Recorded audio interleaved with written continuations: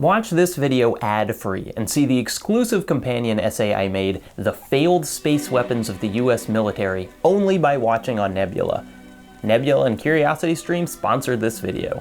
The Latin phrase Deus ex machina translates literally as God from the machine. In ancient Greek theater, where the phrase originated, this literal translation made sense. In several Greek plays, a seemingly unresolvable conflict would suddenly be swept away as a god entered the plot and solved a problem in a way mere mortals could not. Furthermore, this god wouldn't simply walk on stage, they'd descend from the heavens, lowered onto stage as if by magic, descending from a crane above the set. This happens in Alcestis, written by Euripides around 2400 years ago.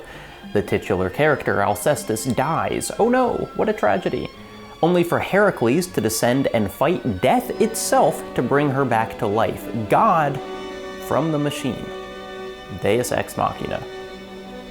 Nowadays, of course, the phrase rarely refers to gods or even machines. Instead, people use Deus ex machina to describe plot contrivances, solutions that don't feel earned. Both the Deus and the machina have been analogized. Wow, the Eagles just flew them away from Mount Doom? Deus ex machina much? And sure, it's fine. It's a useful description of a specific plot event. But that original translation is just so evocative. God from the machine, an unimaginable force brought down to Earth, a level of artificially created power that makes all human problems into trivialities. Maybe that's why I can't stop thinking about orbital lasers.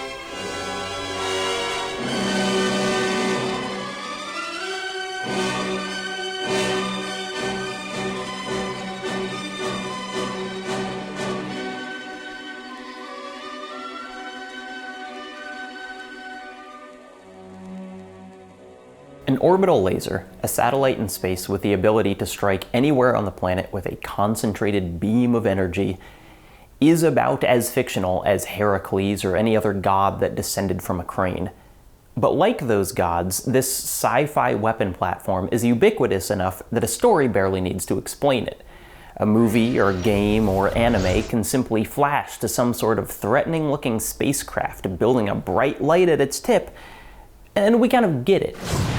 It represents the end game of militarization, the ultimate conclusion of the arms race, death from above, anytime, anywhere. It's such a forceful idea that, despite being entirely fictional and almost as entirely impractical, it has demonstrably influenced real-life politics and military negotiation. Even in non-existence, the orbital laser has power. Let's talk about the basics first, though. With an agreed-upon fiction like this, I think the most useful thing will just be going through a bunch of examples, and as a plus, it means we'll get to look at a bunch of really cool stuff. Probably the most famous orbital laser is that old 1977 classic, the Death Star.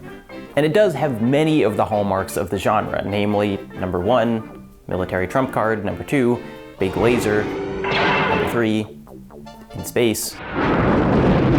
But the Death Star has a number of notable quirks that, while not totally disqualifying it, do set it apart from other examples. Most notably, it's only orbital temporarily. Because the Death Star's main thing is destroying a planet, having it locked in rotation around a planet doesn't make much sense. It actually has engines that can take it from place to place, and it also has a full crew aboard at all times.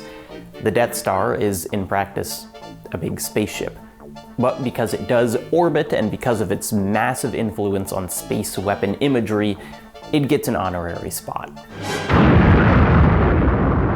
More classical examples can be found in the James Bond franchise, which has at least 3 plots centering around orbital lasers. Diamonds Are Forever, GoldenEye, and Die Another Day all have villains that control satellites that have varying abilities to zap from above. Diamonds Are Forever might be my favorite one just because of how tiny and pinpoint its beam is. Bzzz, submarine blows up. GoldenEye's satellite actually fires an EMP, though with all the fanfare of a more traditional laser, and by the time we get to Die Another Day's Icarus, it's basically slicing a continent in half. Importantly to our cultural conception of these weapons, they're all controlled from the ground by a wealthy lunatic. This becomes more or less a rule, though frequently that lunatic is a representative of a country's military. GoldenEye, within the fiction, was actually originally a Soviet weapon hijacked by a crime syndicate, which has interesting implications for something we'll talk about later. The Death Star and James Bond satellites are similar in that they're pretty integral parts of their respective plots. But what paradoxically I find more interesting is when the existence of the orbital laser is almost an afterthought, something that happens more and more as we move into video games and anime. One of the most visually stunning iterations of the weapon comes from the 2009 movie Redline, which is generally a lavishly animated movie about racing that just happens to have a massive space laser. Halfway through the plot, a big bioweapon named Funky Boy starts wreaking havoc on the racers, and so the ultra-militarized planet leader orders an orbital strike by the hyper-disintegrator cannon. Fire the cannon at Funky Boy! Firing! Redline doesn't need to explain what the hyper-disintegrator cannon is or how it came to exist, we just get it. We see a satellite with a bright light above a military base, we see 3 lasers converge, and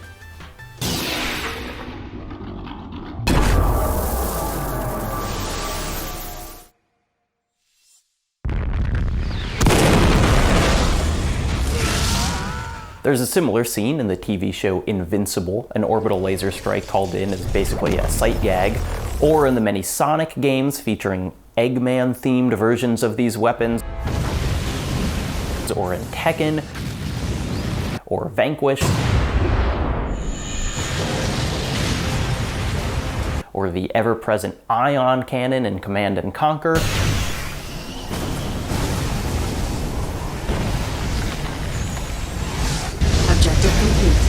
or maybe my favorite, using the essence of orbital laser in Yakuza Like a Dragon to zap the hell out of some random street thugs.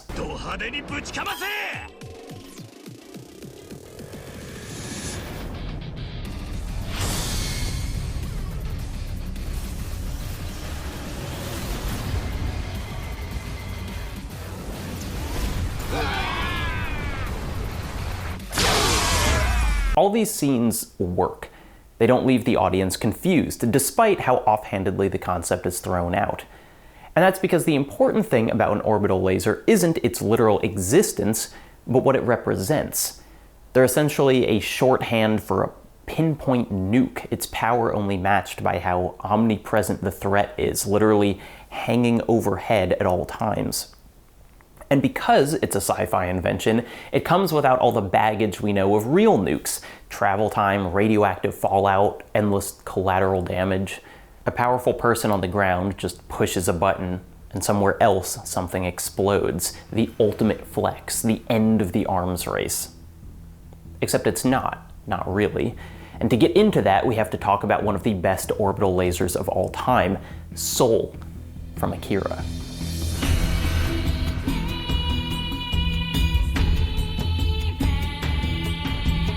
In the movie, Soul gets about a minute of screen time. It fires twice, looks cool while doing it, then gets destroyed and falls down to Earth.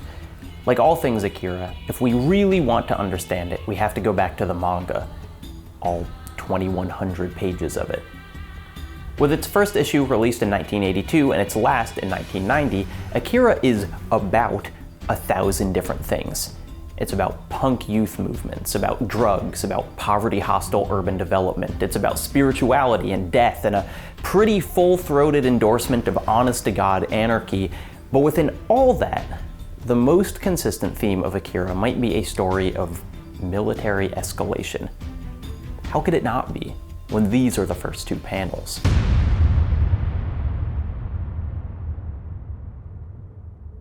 The first page of AKIRA tells us that the explosion we see is a new type of bomb detonated over the metropolitan area of Japan, an explosion that sparked a new world war.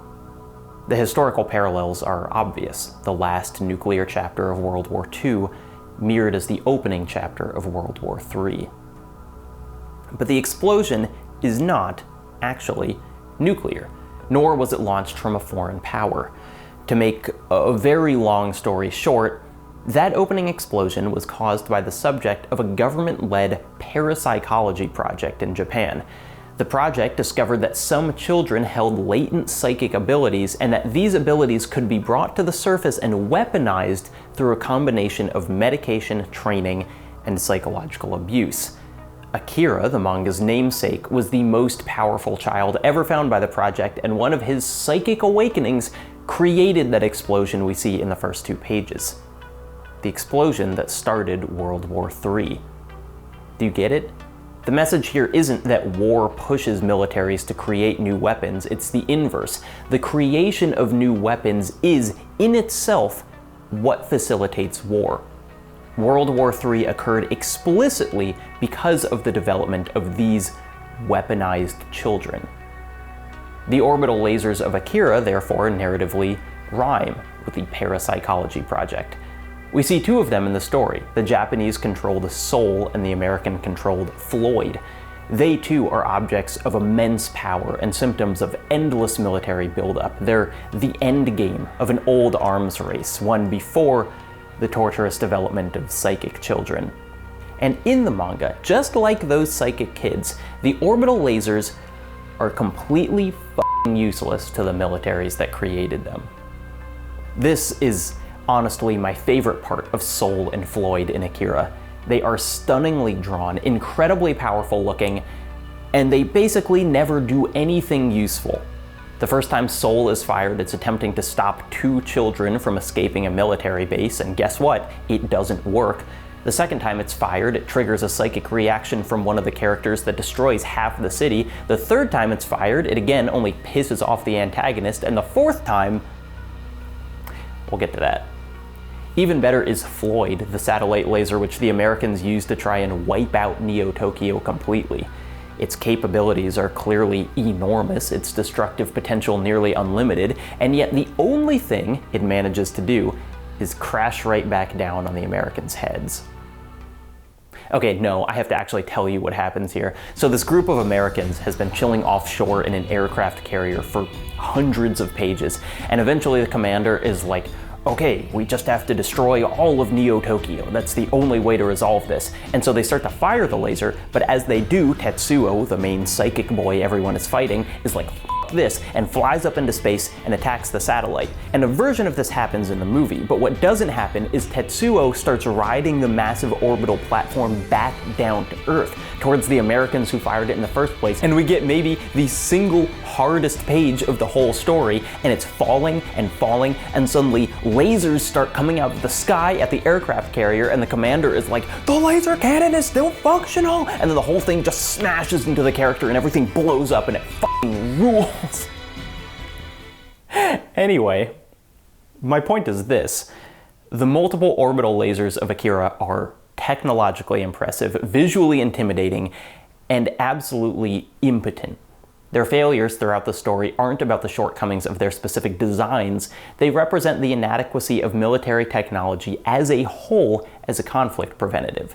Soul and Floyd are drawn as their country's respective deus ex machinas, divine light that can incinerate the very dangers they've created. When Japan's newest military project, the Psychic Children, goes haywire, the commanders say that the orbital lasers are their only hope, but the weapon's power is easily subverted. Over and over, they destroy everything they were theoretically created to protect. Now let's talk about Ronald Reagan. Aside from ignoring and exacerbating the AIDS crisis, instigating the war on drugs explicitly to facilitate the incarceration of Black Americans, kickstarting the economic policy that would crush social mobility while causing inequality to skyrocket, and being a top 5 contender for most dementia while allowed to launch a nuclear strike, one of Reagan's most prominent presidential ambitions was the Strategic Defense Initiative, or SDI. On March 23, 1983, 3 months after the first issue of AKIRA, and 2 months before the release of Return of the Jedi, Ronald Reagan spoke live to the nation about the nuclear threat facing Americans from the Soviets. He said that while America was dismantling its older intercontinental missiles, the Soviet Union was only increasing their stock. He said that when he took office in 1981, he was appalled by the state of the United States Armed Forces. He said that in 1955, defense took up more than half of the federal budget. By 1980, this spending had fallen to a low of 23%. But most significantly, he said, in a surprise to both the Pentagon and the rest of Washington, that the days of simply relying on nuclear deterrence, on mutually assured destruction, should come to an end. This is why I'm speaking to you tonight, to urge you to tell your senators and congressmen that you know we must continue to restore our military strength. He said that America should use its strength and technology to stop the threat of a nuclear attack by intercepting ballistic missiles before they reach their destinations. He said, in a genuinely moving turn of phrase, "I call upon the scientific community in our country, those who gave us nuclear weapons, to turn their great talents now to the cause of mankind and world peace, to give us the means of rendering these nuclear weapons impotent and obsolete." Although Reagan's speech neglected to mention the form these missile defense systems would take, further briefings in the coming days would confirm the almost unbelievable fact that the president was indeed talking about space lasers. It shouldn't be a surprise that the press immediately nicknamed the project Star Wars. Just weeks earlier, Reagan had spoken publicly about the Soviet evil empire, Aggressive impulses of an evil empire. and apparently White House staffers already referred to that as the Darth Vader speech. The president was working in the realm of science fiction. This wasn't out of character for him. Reagan often seemed to confuse real life and media. He would tell the story of a valiant pilot going down with his bomber that turned out to be from the war movie A Wing and a Prayer. He would speak of his own experience photographing atrocities in German death camps, when in reality he only watched a documentary on the subject. Reagan never left California during the war. As an aside, almost any story involving Reagan will end with the question, is he actually that stupid, or is he leveraging that perceived incompetence in order to enact great cruelty? And I just have to say, I don't know. I don't know. Most writing about Reagan does include many quotes of his staff treating him basically like a trained monkey. George Bush, his vice president, said Reagan, quote, found it hard to think and express his own ideas simultaneously. So on that level of evil or incompetent, I tend to default to, yes, both. The Cold War was the defining historical era of Reagan's presidency, and negotiations between the US and Soviet Union on such topics as nuclear disarmament necessitated in-depth knowledge of each country's military capability and the capabilities of many different individual types of weapons. This was not Reagan's forte. As soon as conversation shifted away from his scripted talking points, the president would lose focus and default to his classic anecdotes. With this in mind, the appeal of an automated system that would shoot down incoming missiles is obvious. SDI, a bunch of lasers in space, actually presented a sort of radical simplicity that disarmament couldn't. You don't have to negotiate if you simply have a win button. Star Wars was the obvious modern touchpoint for news media writing about the proposal. A simple story of good versus evil, featuring lots of technology so advanced it might as well be magic. But Reagan himself didn't use such modern references to make the case for SDI. Actually, author Francis Fitzgerald theorizes that Reagan's true cultural touchpoints were significantly older, like a couple thousand years older. Fitzgerald writes that Reagan's usage of the phrase evil empire, first uttered when speaking to the National Association of Evangelicals, wasn't invoked to reference Darth Vader, but the biblical conception of evil, as in An evil empire that will appear in the end times under the leadership of the Antichrist, one that will do battle with Christ and his saints on the field of Armageddon. whether a cynical ploy for the support of America's Christian fundamentalists, or because it was the lens through which he actually saw the world, or again, both. Reagan's language positioned the Soviet Union as the malevolent side of a divine conflict. SDI, Star Wars, orbital lasers, whatever you want to call them, it's clear where they fit into the metaphor here. On the oncoming fields of Armageddon, they would be Reagan's deus ex machina, his god from the machine. From this perspective, the total non-existence of any of the technology required to create a functional space-based missile defense network is almost a non-issue. He has recontextualized space lasers as a matter of faith. Again and again, when he and others were questioned on how any of this was possible, the response was simply one of committed, near-religious belief. More than once, the president referred to SDI as my dream. He said that it could, quote, save humanity itself. James Abramson, the director of this initiative, adopted that kind of language as well. I don't think anything in this country is technically impossible, he said. We have a nation which indeed can produce miracles. The tactic worked. Soon, a substantial proportion of the country felt the notion that America could not create a functioning system of space lasers was near blasphemy. As Fitzgerald writes, when the experts insisted that science was not magic and that American technology could not do everything, they would be accused of a lack of patriotism. In 1968, the science fiction author Arthur Clarke first wrote a sentence that would eventually be quoted ad nauseum. Any sufficiently advanced technology is indistinguishable from magic. But often, fantasies of a new scientific development that will cure deep-seated societal issues reveal an inverse to Clarke's statement. Any piece of magic couched in enough inaccessibly technical claims can be disguised as prospective technology. It's this inverse that allows a video game series as grungy and non-magical as Gears of War to have a giant divine beam of light fall out of the sky whenever the heroes are in trouble. And it's not just once. This beam is one of the series' defining pieces of imagery, maybe only surpassed by the rifle with a chainsaw strapped to the front. It's the Hammer of Dawn, an orbital laser of such immense capability, it's how a good half of the franchise's final bosses bite the dust. When found in gameplay, it's often the ultimate trump card. Even its name, although not biblical as a whole, is tremendously evocative. God's word like fire, like a hammer which shatters rock. The weapon itself built to usher in a new era. The path of the righteous is like the light of dawn. Stylistically, the hammer is in line with what we've come to expect from the science fiction world of orbital lasers. Blinding, instantaneous. The handheld beacon used to target the laser feels almost exactly like the one used by the general in AKIRA. But what's most interesting about the Hammer of Dawn is how the series refuses to let it be a simple deus ex machina. In contrast, for every problem the hammer rescues our heroes from, it creates a dozen more. While the Lancer, the chainsaw gun, might represent the gung-ho violence the franchise allows individual soldiers, the Hammer of Dawn instead remains Gear's symbol of what happens when every metric of stability is sacrificed in the name of absolute power.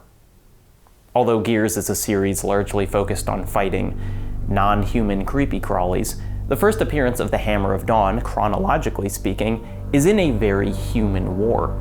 At the beginning of Gears 4, you play a soldier of the COG army, raiding an enemy base explicitly to steal their research on an orbital weapons platform. In one of the supplemental comics, the COG scientists speak of the technology with a sort of radical optimism, echoing Reagan's declarations of oncoming world peace.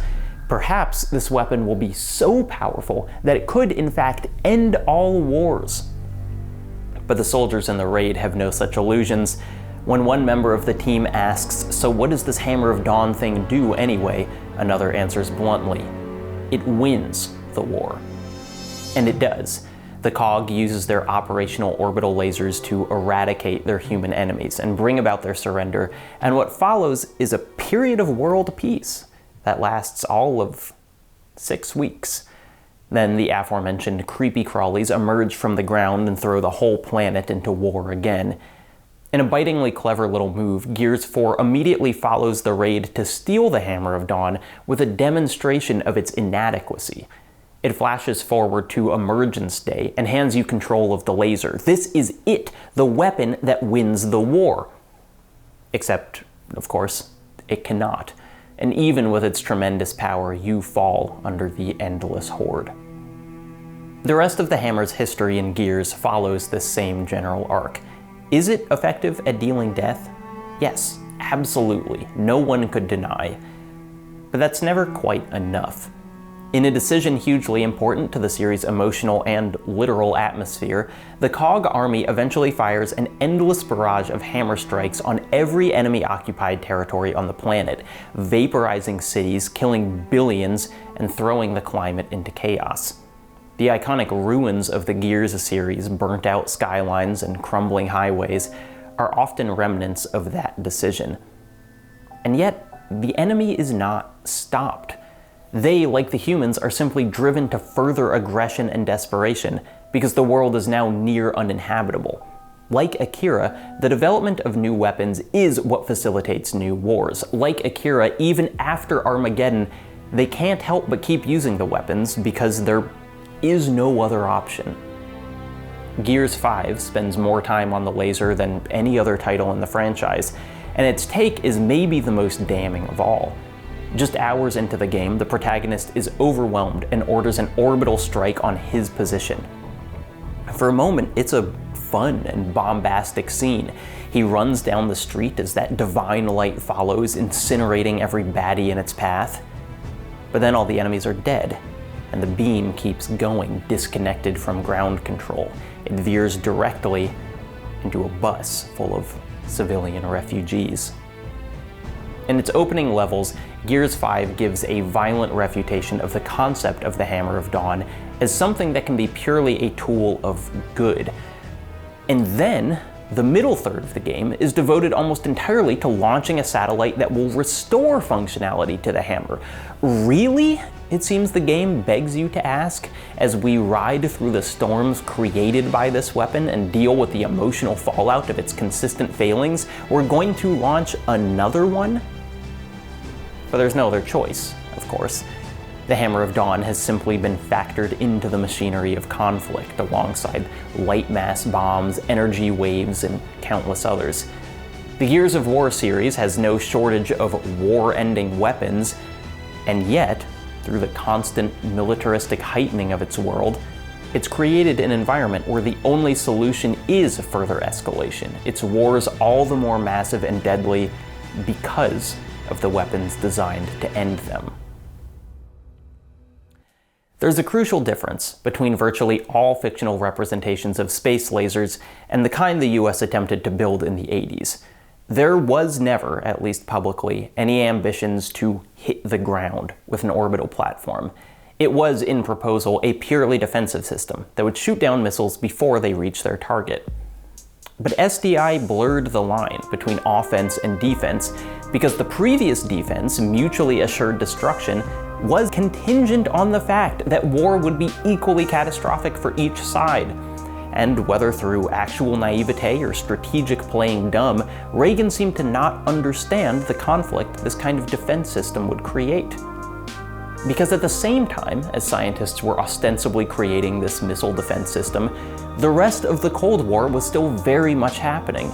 Reading the sequence of negotiations between the US and USSR reveals that far from ushering in the end of war, America's insistence on continuing SDI development was actually responsible for prolonging it.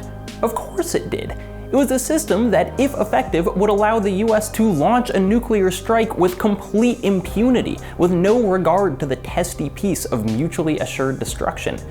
Reagan's utopian proposal of the initiative promised to avert Armageddon, but his inflexibility on negotiations surrounding it, his demand that the project continue at full speed, meant that the entire world continued to teeter on the edge of end times. A strange note I do want to mention is that more than once, Reagan mentioned that after the US figured out how to make space lasers work, they would give them to the Soviets, so each side would be equally defended. While this seems tremendously important on a policy level, it's actually not, because no one ever took this seriously. The US didn't intend on doing it, the Soviets had no expectation that it would ever happen. It's seemingly just one of those things that Reagan said and everyone collectively agreed, well, that part is nonsense. Fortunately, the US never even had the opportunity to back out on this commitment because the Cold War ended. SDI did not ultimately play much of a role in negotiations and certainly was not an advantage for the American position. To be honest, it just seems that the Soviets figured out that the program was a fantasy. Gorbachev said, quote, Mr. President, you do what you think you have to do. And if in the end you think you have a system you want to deploy, go ahead and deploy it. Who am I to tell you what to do? I think you're wasting money. I don't think it will work. But if that's what you want to do, go ahead. And then he said, quote, "Let's talk about something else." Ironically, in the following negotiations, America offered to reduce their own number of ballistic missiles if they could keep working on SDI, in the kind of devastating skewer only possible through impersonal historical writing. Francis Fitzgerald notes, "This was the ultimate irony. For the past 3.5 years, the American negotiator had been working on a grand compromise in which the US would use the SDI bluff as a bargaining chip to extract major concessions on offensive weapons from the Soviet Union. But now he was offering the Soviets a concession on offensive weapons for the sake of a non-existent defense." In retrospect, one of the most fascinating things about the whole strategic defense initiative is the scattershot ideas of what it could be used for outside its initial proposal. Even within the Cold War, many on the right pushed for more aggressive uses of SDI. Dan Quayle and Pete Wilson urged the president to deploy an early version of SDI to protect European military assets, hardly a defensive maneuver. After the end of the Cold War, then President Bush said that SDI could serve an important role in defending from the ballistic missiles that would surely soon be coming from rogue states, or even those that were, quote, launched by accident. Most telling is the writing of the military lobbyist Daniel Graham, who compared weapon platforms in space to Viking warships controlling the seas. He wrote that this was a chance for the US to take and hold space, building up additional weaponry and tech as it became available. A bold new frontier of imperialism. We can do it! All these ideas for what the space lasers should become after the primary reason for their existence ended have, to me, the same subtext. We spent billions and billions and billions of dollars on this thing. We've got to figure out something to do with it. Its existence creates opportunities for usage in the minds of its biggest supporters. Which is ironic, because if there's one thing about the Strategic Defense Initiative, it's that it never existed in anything close to its original proposal. In a hilariously candid admission, many of the scientists working on SDI admitted that much of the progress they made over several years was a greater understanding of the difficulties of mounting an effective strategic defense.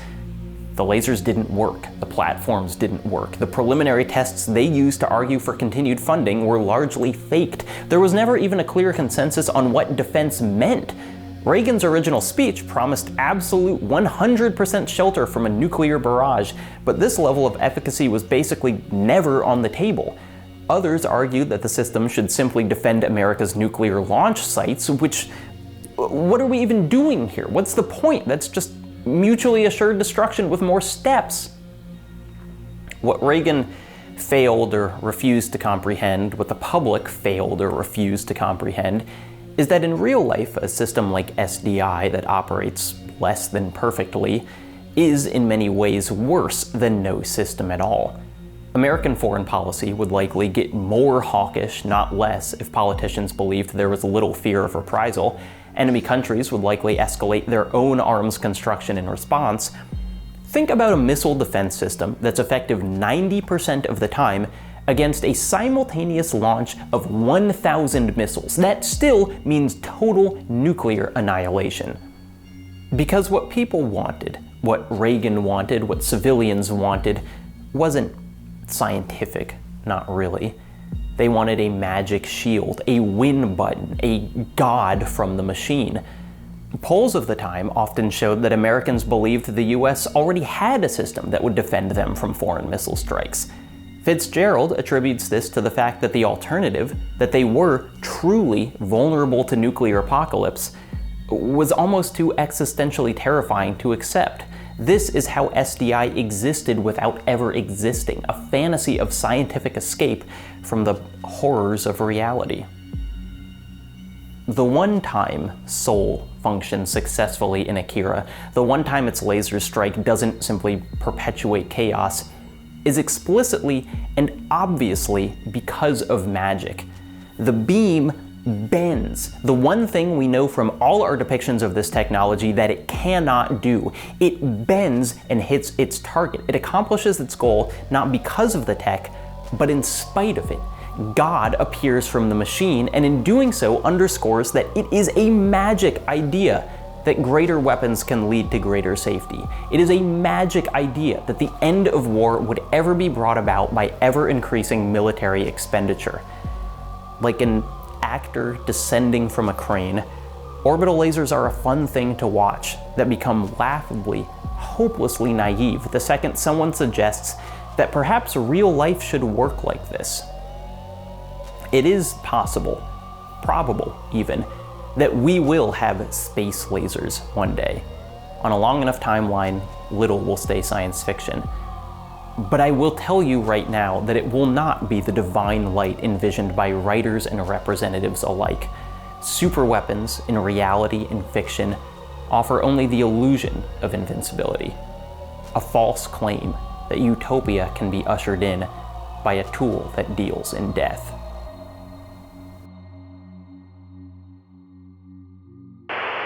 Just because SDI never produced anything that worked didn't mean that it didn't produce ideas. In fact, the program produced an incredible volume of ideas, their ambition only matched by their complete impracticality. I've made a completely separate video on Nebula about this, the failed space weapons of the US military, where we can absolutely dive into all the truly absurd things being proposed with a straight face. Project Excalibur dares to ask, what if the problem with those other lasers is that they weren't powered by a nuclear bomb? Guided Electromagnetic Defense Interceptor, or Jedi, Gorbachev's advisors told him that they could shoot down every SDI proposal with 10% of the project's budget. This video joins my many other Nebula exclusive essays, hours of content at this point, and it can be yours for less than $15 a year. Follow the link in the description, sign up to CuriosityStream with their cheapest annual plan, just over $1 a month, and you'll get access to both CuriosityStream and Nebula for an entire year. CuriosityStream.com/Jacob Geller.